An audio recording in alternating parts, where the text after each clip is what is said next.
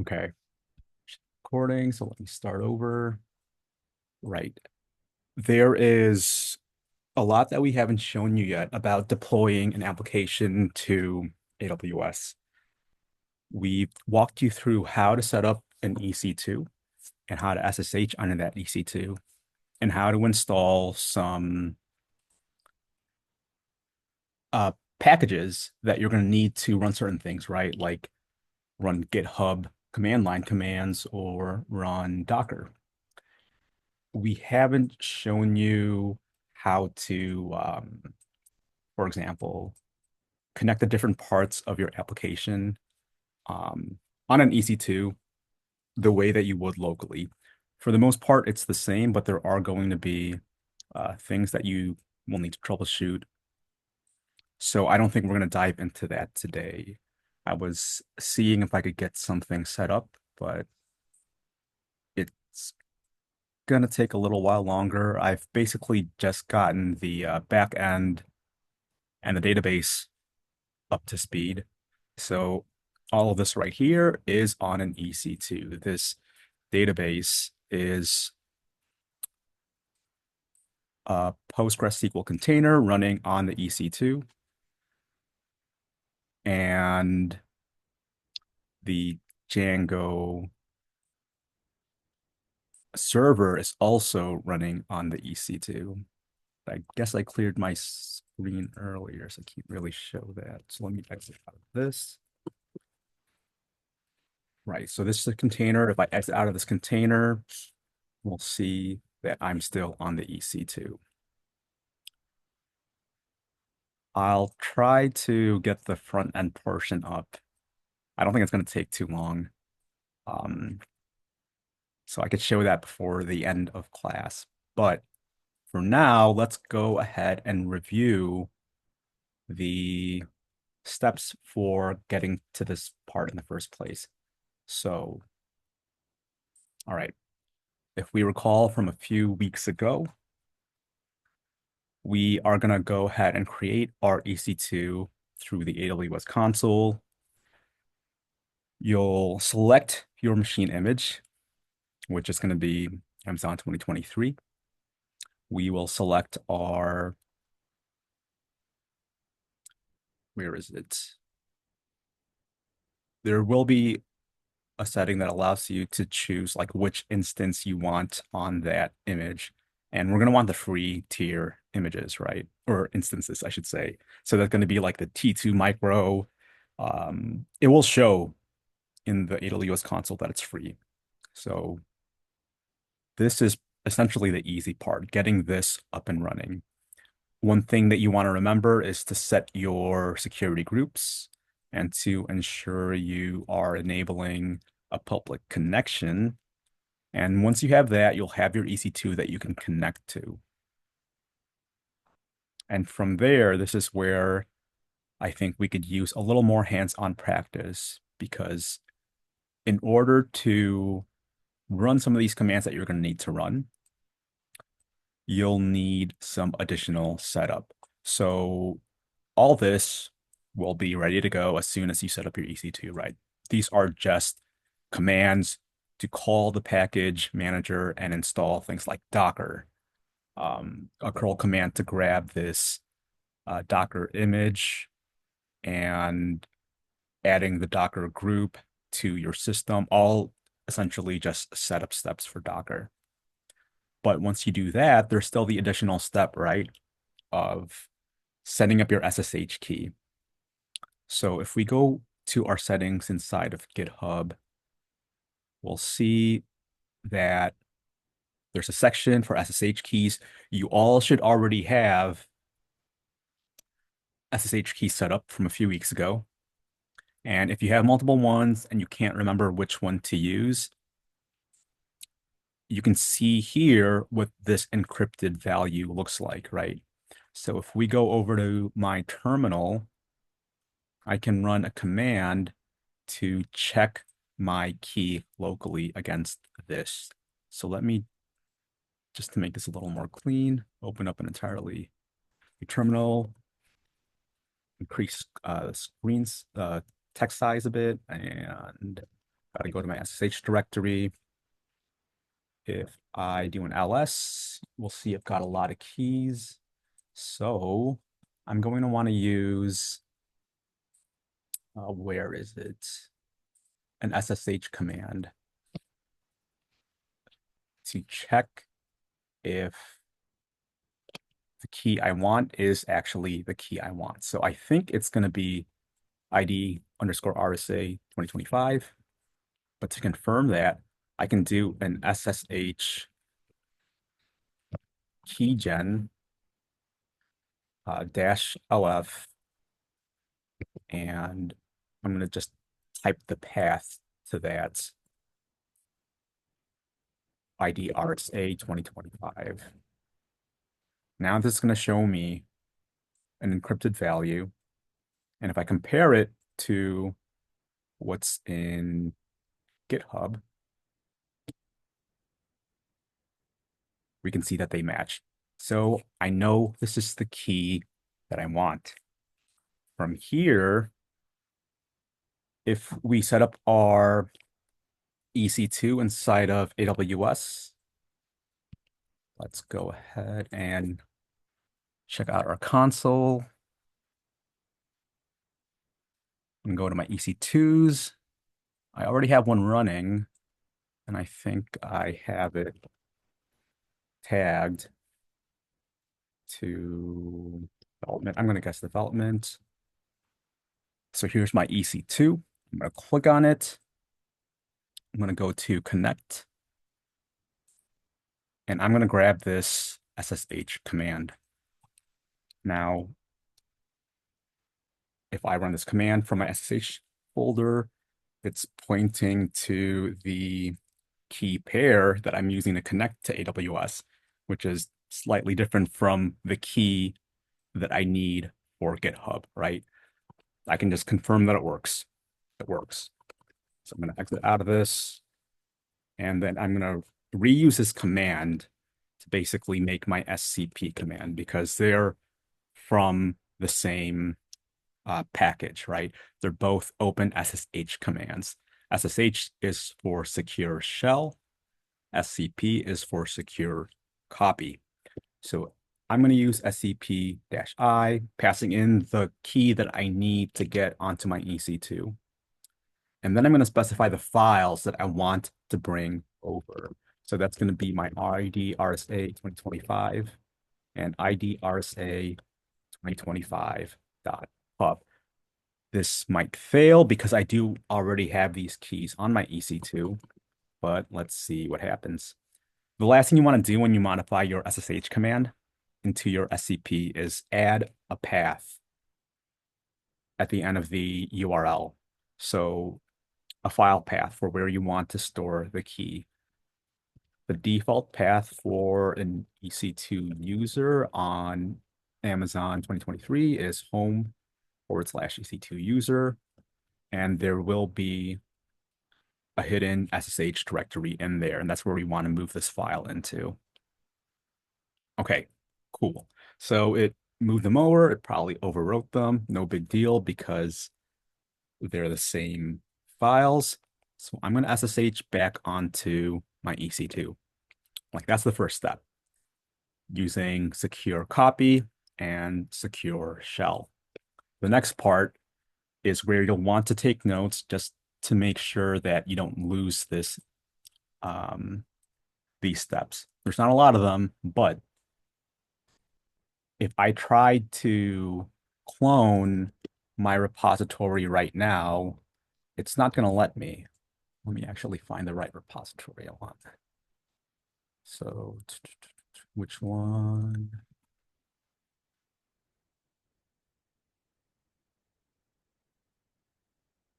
Okay, I am looking for the Wine API.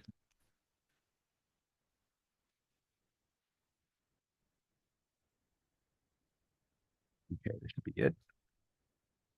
I'm going to go to my fork just because I have the fork. I'm going to grab my SSH URL. So the SSH, because if I did the HTTPS, the command line would prompt me for a passkey which I didn't set up. So we want SSH because that is what we set up. I'm gonna do a git clone, and we should see that this will, I want to make a new directory actually. Example, cd example. And if I do a git clone, it's going to yell at me. Now, why is that? If I had already been able to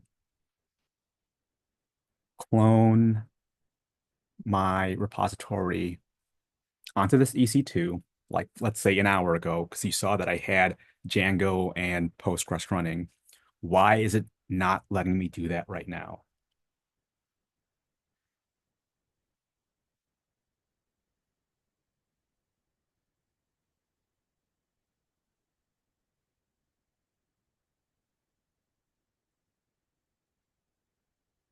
I don't think we covered this, so just take a guess, anyone?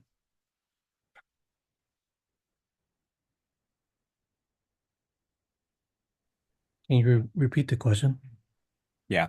Why is it not letting me clone my GitHub repository right now when it let me earlier?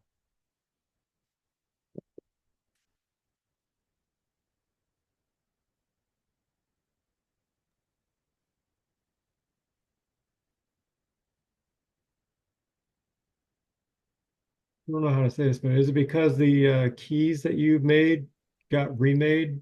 So now it's probably a different key in a sense. That's a pretty good guess, but no.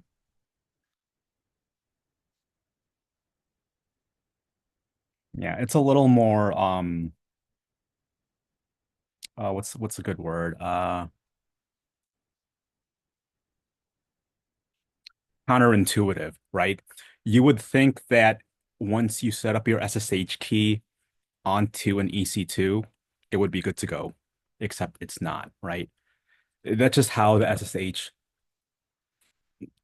module is written. So if I were to do an SSH uh, add dash L, it's going to say it can't open a connection to my authentication agent. And that's because by default, your SSH agent will not be configured to run as soon as you spin this up. So what do? You do this funky command, which might not be the most intuitive thing either. It says to basically evaluate, and then with some bash syntax, use using the dollar symbol to point to a variable or an environment variable, I should say. And it's an environment variable that's already essentially created for you by your machine. And so it's SSH-agent and dash S. Again, this is like not very intuitive. Who would memorize this? I don't know. That's why you want to take good notes. And I'll make a gist or something that has all these steps, very easy to follow later on. But this is what you run, and this is going to tell you, okay, now you've got an agent running. And so now you can add your SSH key. So if I do an SSH add, and then I go to my home EC2 user.ssh, and my ID RSA 2025, now it's confirmed that it has been added. If I do my SSH add dash L, it confirms again that it has been added to the SSH agent. So that's just how the SSH agent works. When you get to your job in the real world, will you have to do this every time you connect to a host? No, you won't, because we can configure our SSH configurations locally so that it remembers this stuff, right? The reason we're not doing that for our EC2s is because we're constantly tearing down our EC2s and rebuilding them, right? Otherwise, it's going to continuously accrue costs. And that's why we're doing it this way.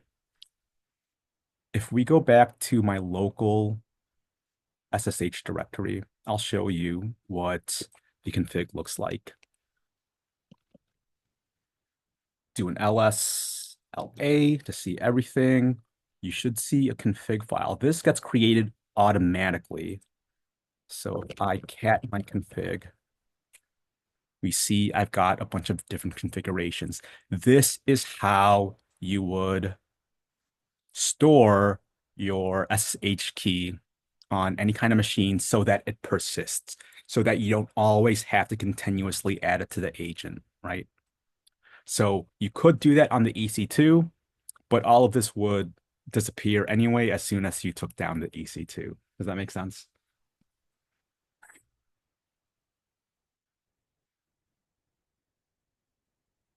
So the lesser of two evils now that we're dealing with is just having to remember how to add the SSH key to our agent every time we sign on. Okay. When you get to your projects, your capstone projects, your group projects, by all means, since you'll be working on your EC2s for a period, maybe, depending on if you get to that part and if Jordan requires it, the deployment part, then by all means, configure your config. Until then, just deal with this. Again, I'll write out the steps later on. So with that, I should now be able to clone my repository. So let's do an ls, nothing in here. I do a git clone, and now I am good to go. Julius, I had a question. Sure.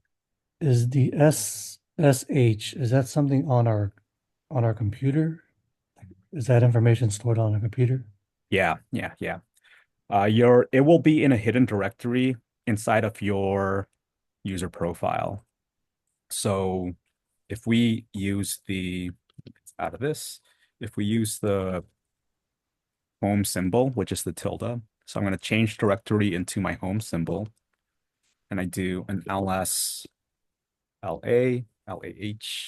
to see everything. We'll see a .ssh directory in here, and that's just created automatically by the system when you create a new user in a Linux or a Unix operating system. And so when we clone from GitHub through the SSH link, we're basically creating like a SSH agent for that GitHub repository. Yeah. When you run that eval command, yes, that instantiates a new SSH agent that runs in the background. And you add the key that you created to that agent so that it knows to use it when you make requests to GitHub from that EC2. So are we basically like securing that particular repository? Your entire account, actually. So whatever you have access to in your account, you'll be able to clone, fork, etc. Okay. Thank you. Mhm. Okay. So now that I've cloned my stuff down, not on this terminal, but this other one, I can go ahead, get started, do what I did earlier, which is things like start to spin up Docker compose and Docker files and start messing around with Django and pSQL. But that is all in due time. You will start messing around with all of that in due time. For now, let's worry about getting you to this point where you can clone down your repositories and then run the necessary commands, right? Like running the commands themselves. Like that's the easy part. Just copy pasting the stuff that we've provided. But this, let's just let's just get some practice in, right? Because the more practice, the more it will stick. So, Allison, are you ready? I guess so. Cool. Right. Take it away. Share your screen.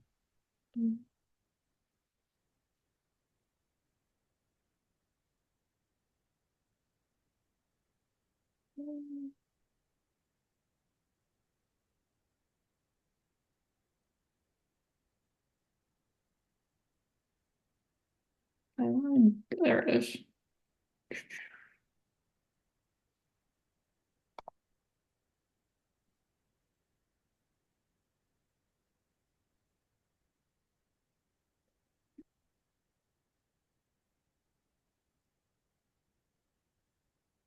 Yeah, so you'll have to walk me through. I don't really remember. Okay, that's fine. So let's start with the search bar. Or actually, no, you're on the right page. Let's do the launch instance. Let's click on launch instance. Okay. And you could just name this whatever you want.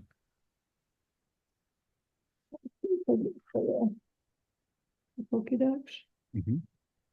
And let's use 2023. Okay, that should be good. Okay, right. Let's make sure it's a free tier eligible, which it is. So like that's one thing you want to pay attention to. And then down here as well, where it says the instance type, that's also what you want to look for, free tier eligible. Okay, so those things are good to go.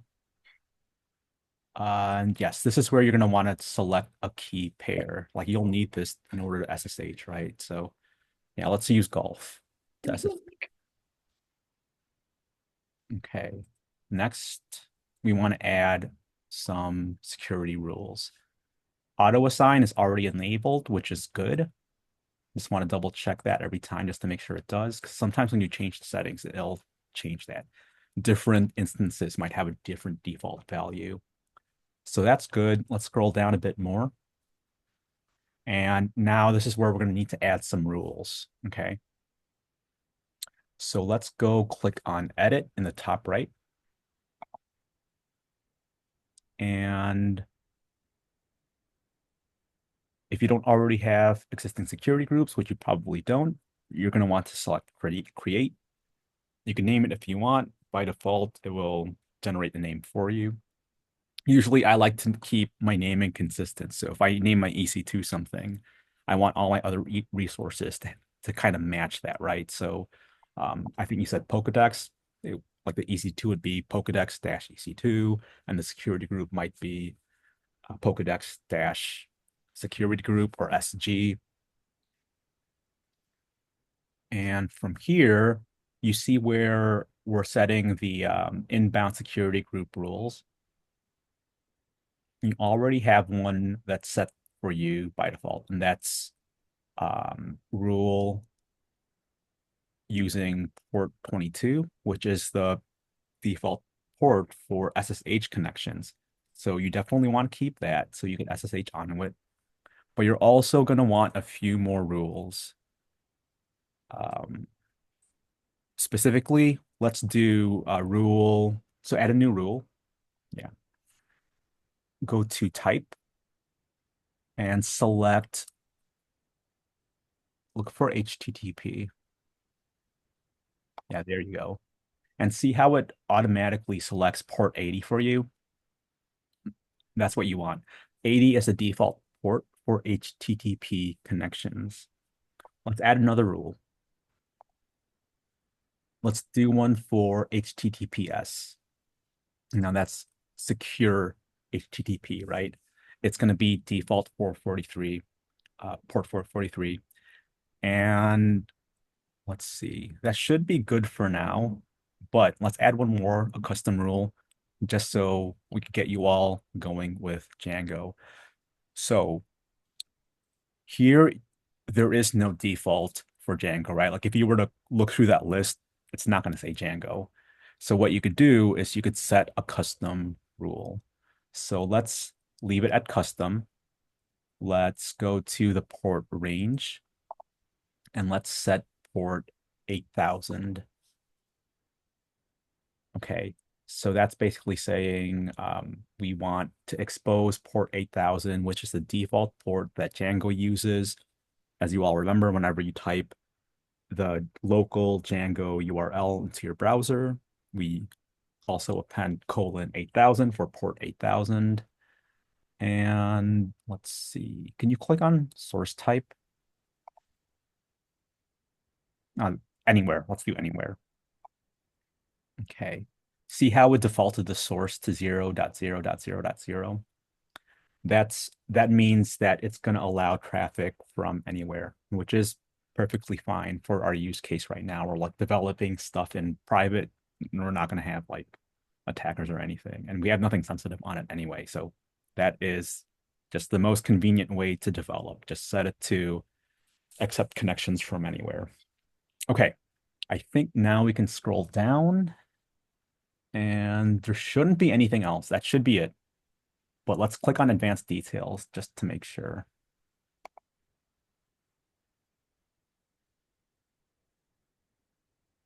Okay. Yeah, no, all of that should stay the same.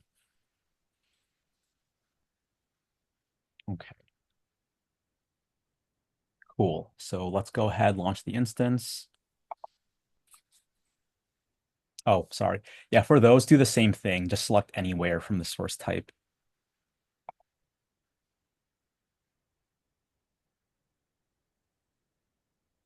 Cool. All right. Um, Now that that is up, if you click on it, That or down this one. yeah, either or, and go to connect.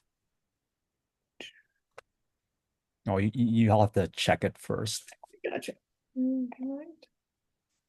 It'll show you the SSH command for connecting. So just go ahead and copy that. Oh, that very last one. Yeah. And now try that from your local terminal. And the SSH or go out. Yeah, exactly. The SSH directory. And hit yes or type yes. Nice. You are now on your EC2. Cool. Okay, so let's open up another terminal.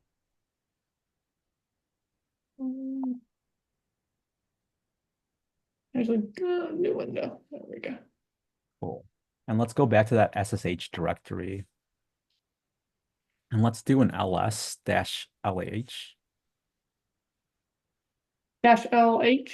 Oh, actually, that's fine. They're not hidden. Never mind. That's good. So you're probably using ID RSA for your SSH key for GitHub, but let's double check just to be safe. So let's go to GitHub.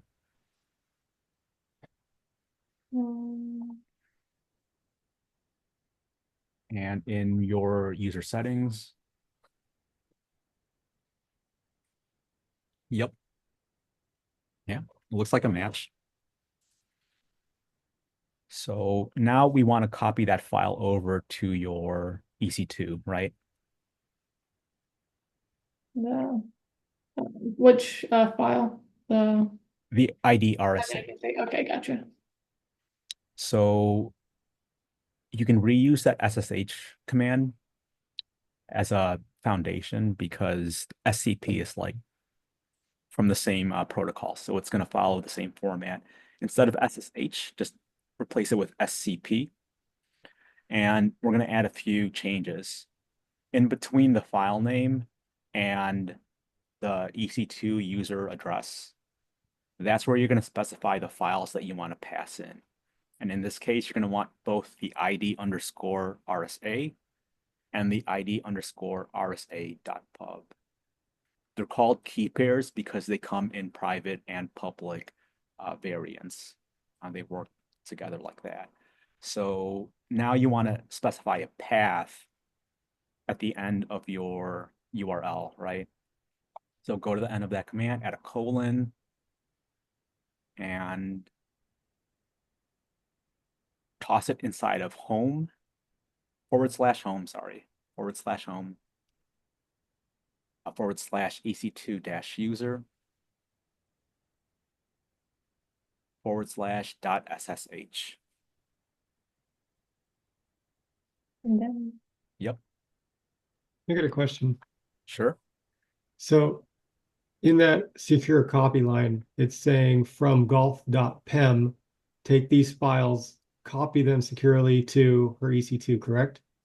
Almost. The -I before the golf.pem stands for identity. So you're passing in your key pair that's associated with AWS, your EC2. Okay.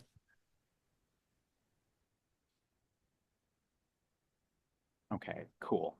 So now if we go back to your SSH terminal, your other one, and you do an ls-la.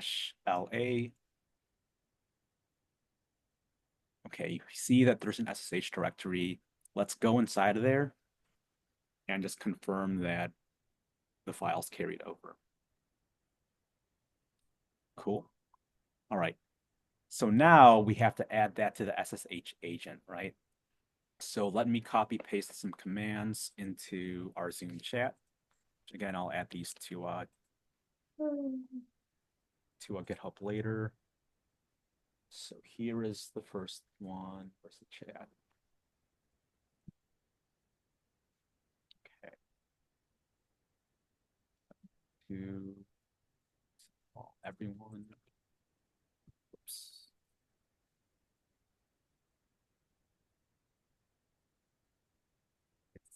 Eval and this string.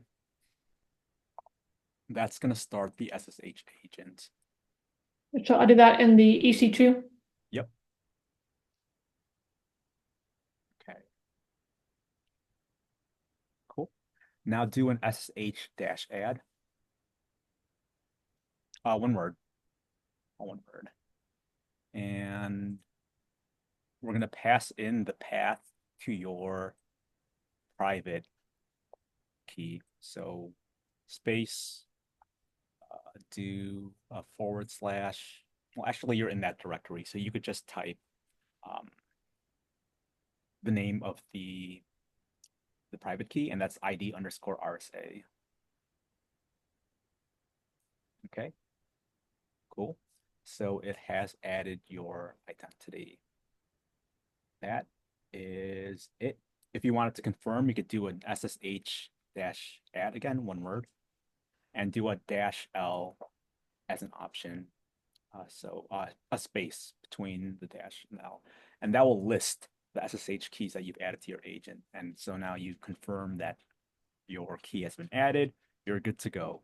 Now you can clone down one of your repositories. I haven't pushed one up recently, so. You could grab like the lines one, it doesn't even have to be your repository. Like I didn't mean your repository. It could be like any repository you have access to. So that whole process is a way for us to get our EC2 instance to almost connect to our GitHub, right? So that way we don't have to do some hokey stuff with the HTTP, right? So next time if we want to go on that same EC2 instance and clone something else down, we just do the SSH clone on a different repo without having to link anything else up. Exactly. Okay. Yeah. I would just grab this SSH. Mm-hmm.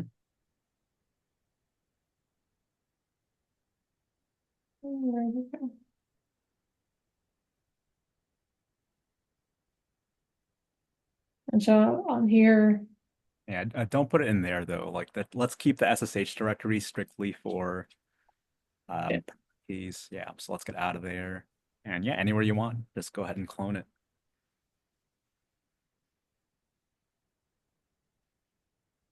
Oh, right. Let's go back to the README from 2 weeks ago because we have to set up GitHub or GitHub command line specifically, along with Docker and things like that. Like that's the other part of setting up an EC2. Depending on what image you select, they're going to have different things pre-installed. A lot of times you won't have immediate access to things like GitHub command line or Docker, so you'll have to install them manually.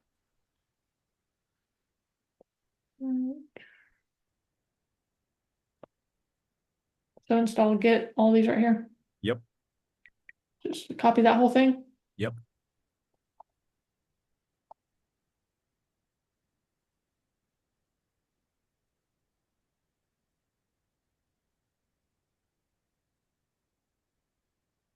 And one thing to remember, different AWS images are basically like different Linux distributions, right? So these commands work for Amazon 2023. Now, if you were to select Amazon Linux 2 or Ubuntu, there's no guarantee these same commands will work because different operating system distributions use different package managers. So that's something to keep in mind when you're making your EC2s. Just be attentive to what images you select. Okay, you're good to go. I think you should be able to clone your repo now.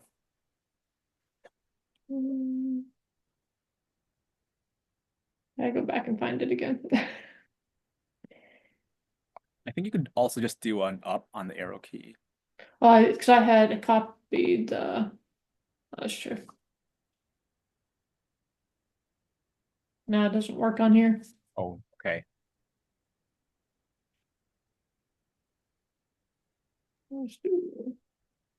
Sorry, can you explain what that last command did? What was the purpose? Which one? The group of commands? Yeah. Yeah, sure. So let's scroll back up to that. So we're seeing a lot of installation stuff on here, right? If we go all the way back to where Allison pasted it in, and we look at it line by line, first, Trend. yeah, that's it. You're there, you're there. Right there. Okay. Scroll down a little. Yeah. That first line is sudo yum install -y git, right? So yum is our package manager. Sudo says, let's do this with super user permissions, and install is the install command for yum. And it's doing the -y for auto approve, basically. So instead of prompting you to say yes, it'll just pass in yes automatically. And it's installing the git package. That's what gives you access to the git command line. The double ampersand, that just means now go to the next command. The backslash means go to the next line. And so the next line is installing Docker, same thing, it's auto approving, and then it's starting the Docker service. And then it's doing some Linux stuff here where it's modifying your user to have access to the Docker group. And the curl, again, curl is for HTTP requests, right? So that's grabbing a package from a URL. It's going to github.com. It's going to Docker, Docker repo on GitHub, and it's downloading that installation package. And then it's passing in your username, and it's essentially running that install command for you, right? And then it changes the permissions on some like local configurations that Docker sets up. And then it creates a Docker group inside of a Unix and Linux distributions. We have users and we have groups. Allison, if you scroll back down and do like an ls -la, see how it says EC2-user on the left? That's your username. And on the right is your user group. By default, your user group may be named just as your user, right? In a in a real organization, it will likely be named after your team or whatever department you work for. So that's user groups, users and user groups inside of Linux and Unix. Does that make sense? Yes, but when you say like inside Linux, is that on our computer? The image that we selected when we made the EC2 is also running Linux. Okay, And so that's for AWS basically. any Linux operating system, even on your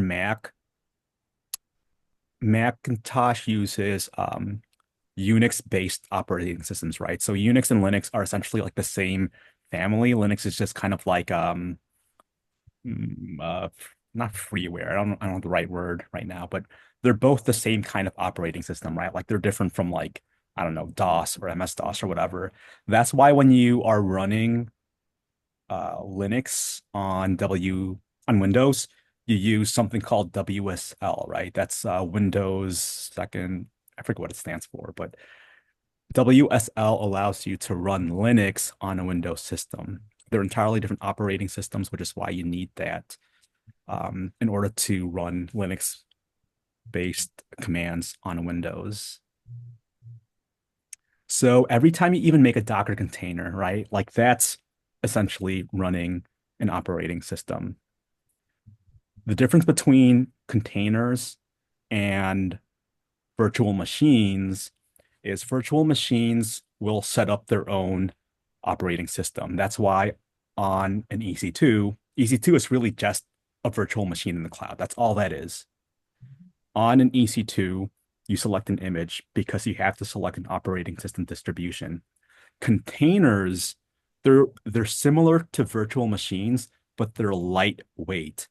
You're able to run containers on a machine more quickly than a VM because you don't need to install a whole new operating system for containers to work.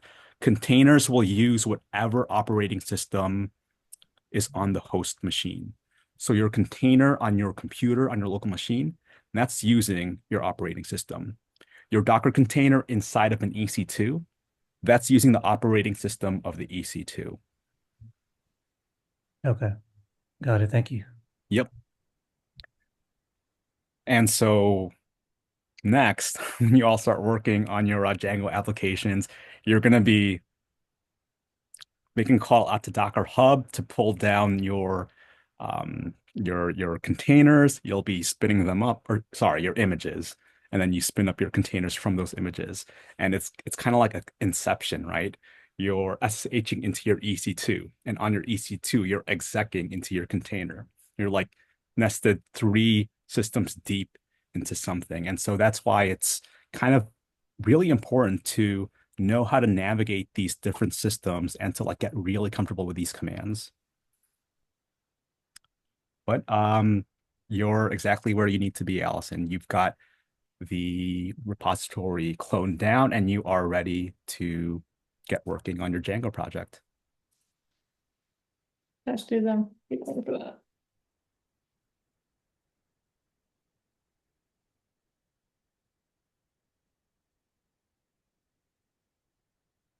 Cool. Let's do an LS. Nice. There you go. All right, let's awesome work, Allison. Thank you for volunteering. Thank you. And let's have another volunteer. So let's see, who haven't we heard from yet?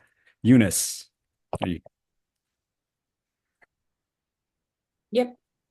wanna take a stab at it? Sure. So when Alton did that git clone, it cloned onto the EC2 instance. Exactly. Okay. I actually don't have an AWS account set up. I apologize. Oh, okay. Let's I missed that class because I was on vacation. So I'll oh, have to set that up. all right. Yeah, go ahead, get started setting it up. After the demonstrations, if you need any help, I could work with you on that. Let's see, who else? Who is feeling bold enough to take a stab?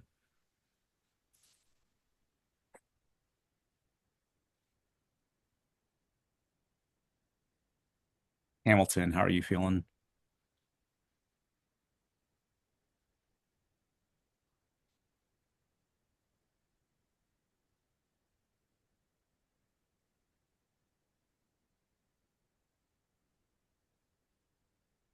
Saw you unmute. I don't hear you though. Anyone else hear him? No, I can't hear him. Daryl, do you want to try? Sure. Cool. All right, share your screen.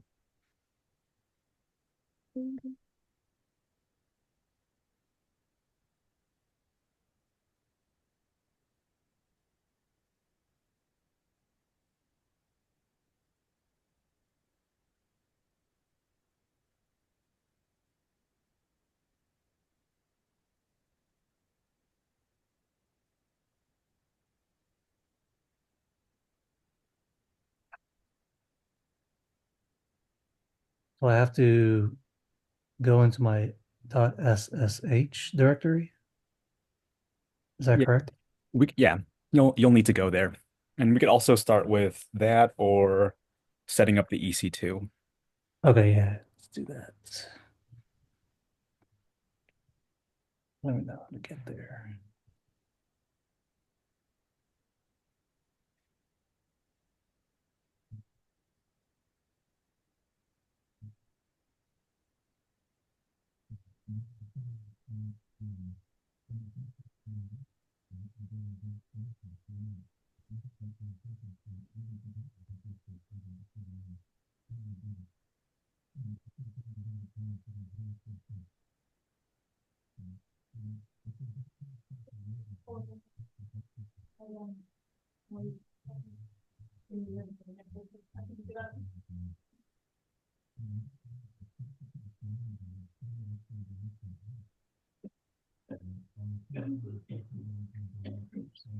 You can skip all this for now.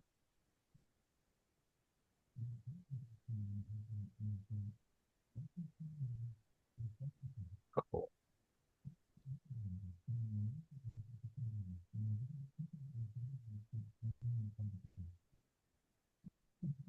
All right, let's set up a new instance. That'd be launch instance. Mhm.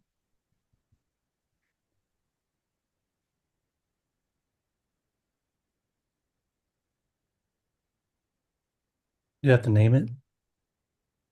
If you don't, it'll just have no name, which is fine. I think it's good practice to name it.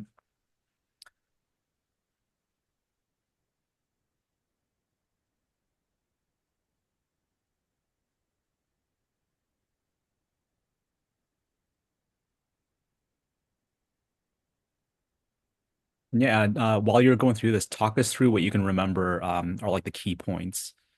Okay, so I'm looking for the free tier version. Mhm, So that's the free one. And then when I go to the instance type, again, I'm looking for the free tier version. mhm, And then when I go to the key pair name, I should have one created. And this is the golf one. mhm.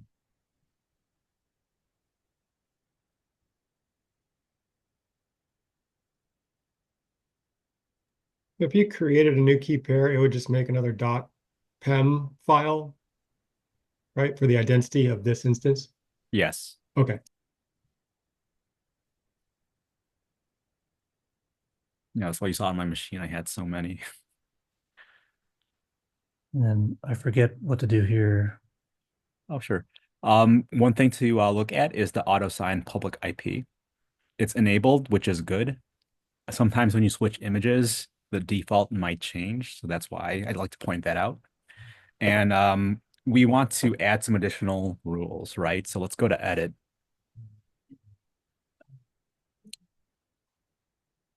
All of this other stuff, like the VPC, the subnet, just leave those as default values for now. You'll learn more about those later on, but the default values are good to go for now, okay? So that's all okay. Just like leave that alone. And let's go down to the rules because that's what we have to configure. By default, it only has the SSH rule with port 22.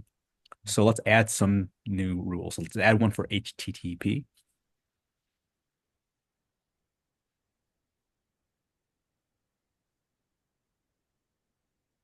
another for HTTPS,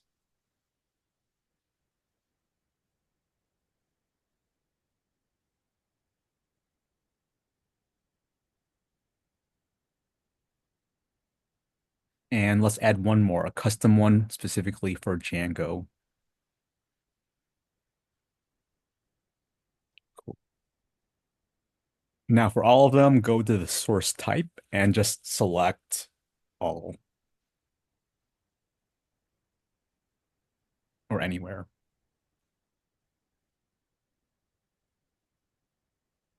And see how under source it's auto-populating the 0.0.0.0.0.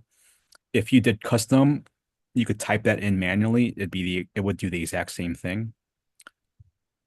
And now you're good to go. Let's go ahead and do launch instance.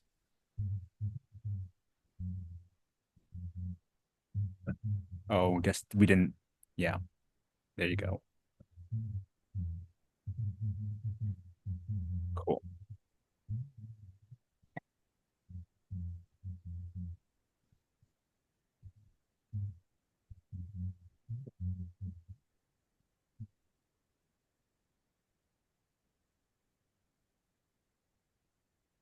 All right. Now that it's up, we could actually look at the instance and it will give you the command you need to connect.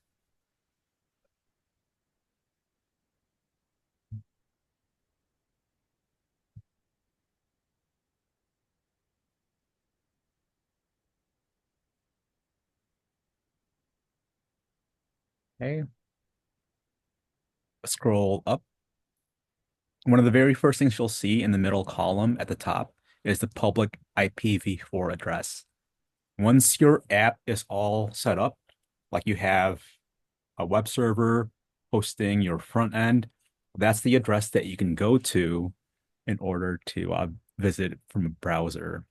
But let's go to connect instead, right? Because we're just gonna connect by SSH right now. So there's going to be multiple tabs. By default, you'll want to go to SSH client, which is where you're at, and then you'll want to copy yeah, that command right there, and that will let you SSH into your EC2.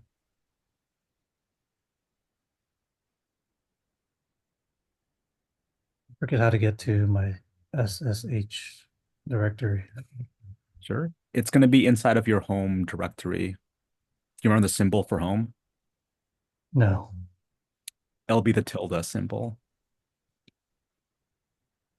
Yeah, but use Let's CD. Yeah.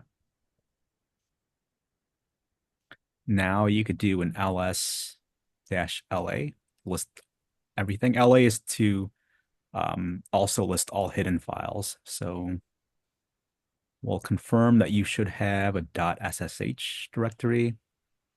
Yeah, scroll down. Yeah, I think you passed it. It should all be alphabetical. Yes, there we go. And that's where you want to go. go cd into .ssh. Mhm. Okay, cool. Now you can use that command.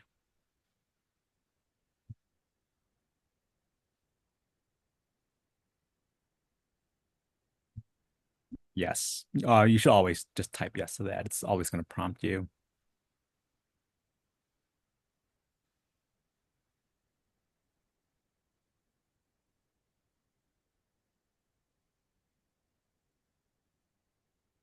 Cool. All right, what's next? Next, I believe it's SCP. Yes.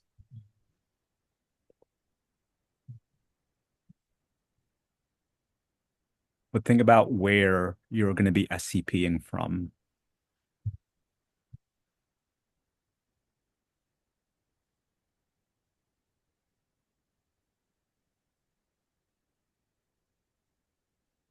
Would that be from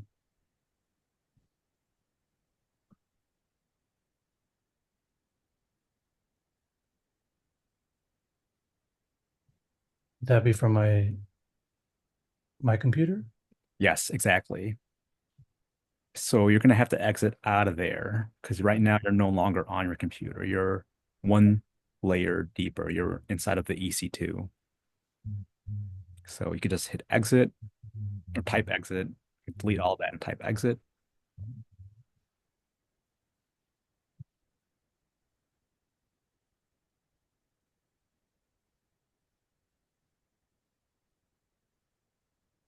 Stuck. Oh, it is. Weird. Um, Hit enter. Okay, yeah, now hit exit or type exit, I should say. Okay, cool. Now you want to SCP. But do you know what SSH key pair you're going to be sending over? Yeah, it's going to be the RS. So I need to do the eval first. Oh, that's going to be on the EC2. So You don't need to do that right now, Okay. but you do want to know the file name, right? Because you got to pass that into the command. Hmm.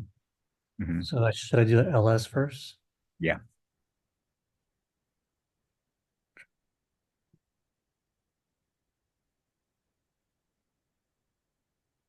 Hit no. Wow. Okay, do an ls now. Okay, cool. You're going to want both the IDRSA and the IDRSA.pub. So toss those into your SCP command.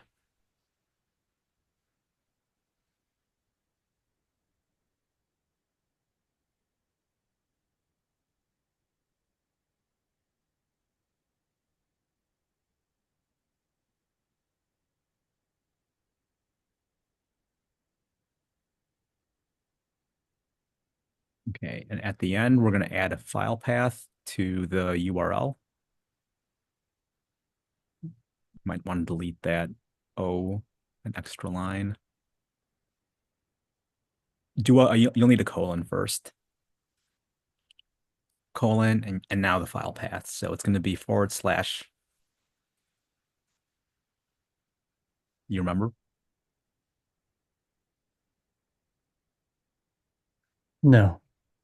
Okay, it's going to be forward slash home and then the username associated with the EC2.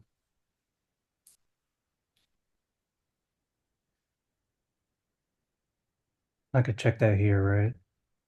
If I just my name. Yes. Well, if you look at the command, let's break down that SSH command, right? We know that the -I stands for identity. And so you're passing in the key, the key pair associated with the EC2 when you made it. And then those are the files that you're passing in. And then the next part is the username and the address that it's connecting to. So you're basically with that SSH and SCP command saying, I want to sign in as EC2-user at this public IP, at this destination. And Oh, so your username should be EC2-user. Different Amazon images will have different like default usernames. Like if you were to select Ubuntu instead of Amazon 2023, it would probably default to Ubuntu as the username. We could also just check the SSH command that it gives you to know what the username is. Okay, so now you can do a forward slash and dot SSH.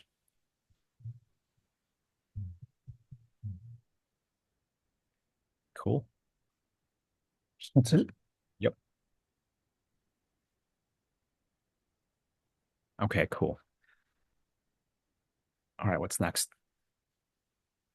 Let's see. So now we connected to the EC2 instance, and now we want to git clone, right? Almost there. Yeah, but you Oh, eval. right. So you have to go back to the EC2. Oh, okay.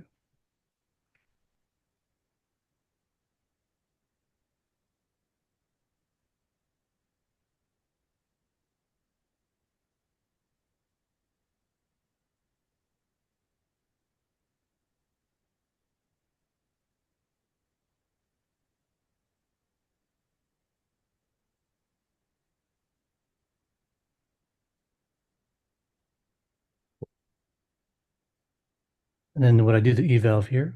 Yep.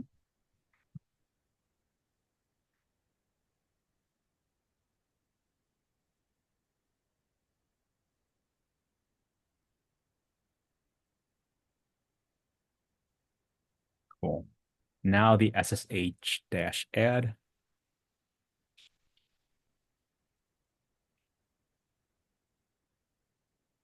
And the path to that file.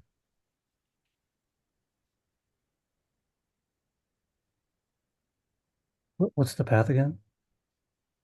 Think about what you used when you use the SCP command. Yeah, that path that you added to the end, that's basically the destination, right? Like you're telling the SCP command, hey, I want to send my file over here. Okay. Now add the file name to the end.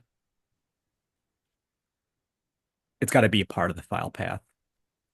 And there you go. And The file name would be, it'll be the private one because you passed both the private and the public key, right? You'll want to use the private one. so this is the public one? That's the path. Okay. Back when you edited your SCP command, you added two file names, right? Oh, right, the pub, this one. Yeah. So grab the private one, which is the one without the .pub. Cool. Let's give it a shot. Nice. All right. And how do you confirm that it's been added?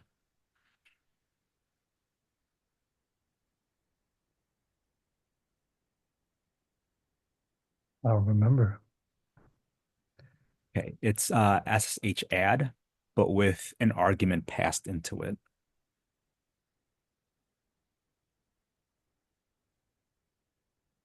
Not like that. Space and dash. Want to take a guess at what the next one is? What the next part is? Would that be the ID? Would it be that private file? No, you're just adding an option or an argument to the SSH add command, right? And what Mhm. you're basically doing is you want to you want to list all of the keys that you've added, right? So you're going to use a -L. Okay. And that confirms that your key has been added. Let's also like do something real quick. Could you do an SSH-add space --help?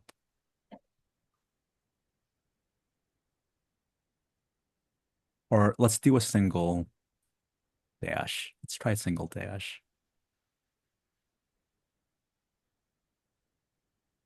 Okay, bummer. It might work on a Mac.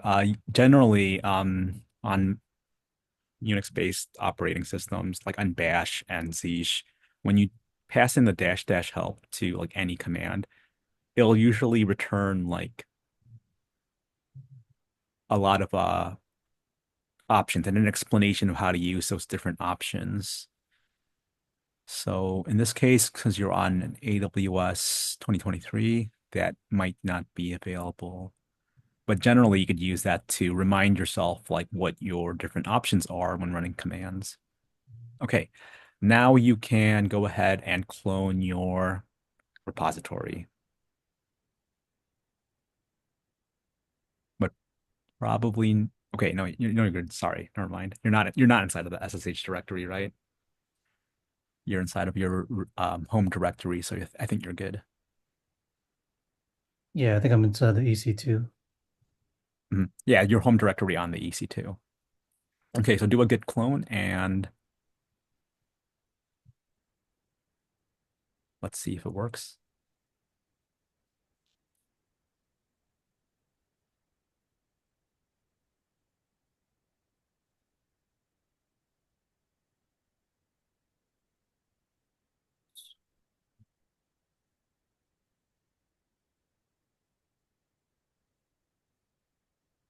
Trying to remember where the repository is.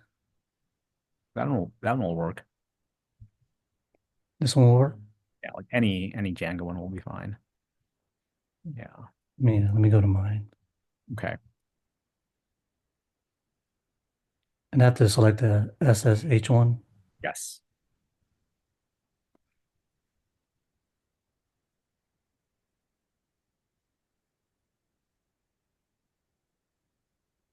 What if I had selected the HTTP? It's going to prompt you for a passkey instead, which we haven't set up, so you would have to set that up. Oh, right. What are you missing? All those commands.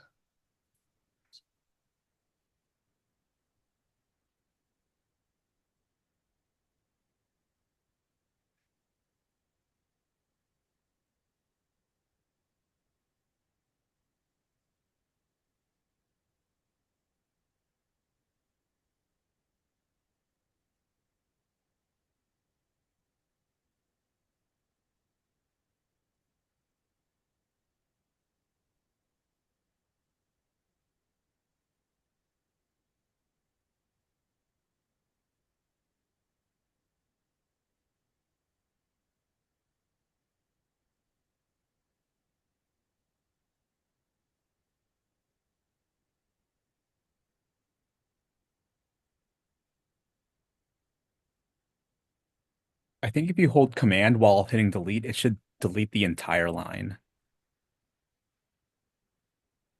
It might not since you're on the EC2, but let's see.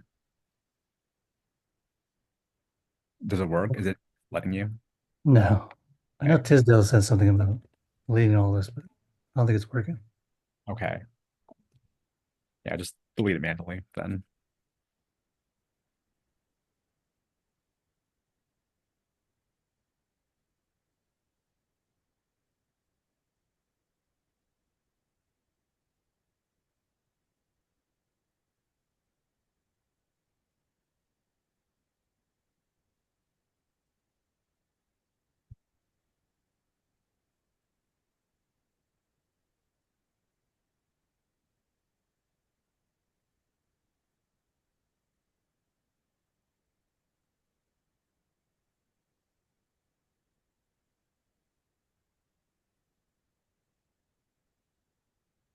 Nice. I do an LS. Okay, you are ready to roll. Thank you. Cool. Thank you. Awesome. Let's cut the recording there. I'll open up breakout rooms again, and I'll be here to help anyone who wants more uh, guidance with setting up AWS. And let's meet back at 4. There is no retro today, so I'll probably just have a quick stand down and then call it a day. Sound good? Cool.